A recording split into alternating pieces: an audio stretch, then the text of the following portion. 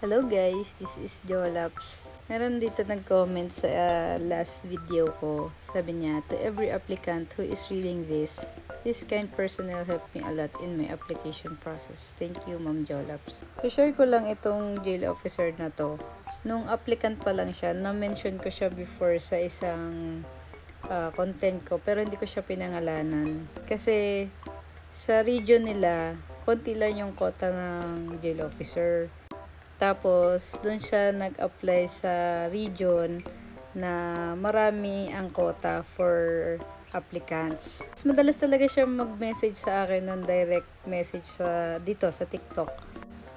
Tapos, kaya wanto yung pangalan niya dito sa TikTok. Protocol officer kasi siya ng class nila. So, nakaka-proud lang din para sa isang upper class na makita mo na yung dati mong tinulungan.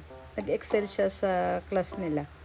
Kasi ito si 1-2, naging kaibigan ko na lang din siya. Parang pag magka-chat kami nito, parang tropa na lang kami. Although hindi pa kami nakikita in person kasi nasa ibang region na siya. Tapos yun, sana makakita kami nito kasi ang galing-galing nito sa takbuhan. Lagi itong tumatakbo sa mga marathon. So, ayun. Wala, share ko lang. Medyo busy ngayong June, kaya hindi ko pa mapag-focusan yung mag-video ulit ako.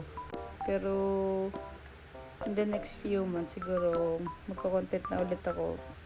Pero, mas magiging careful na lang siguro ako sa mga i-release kong video pa.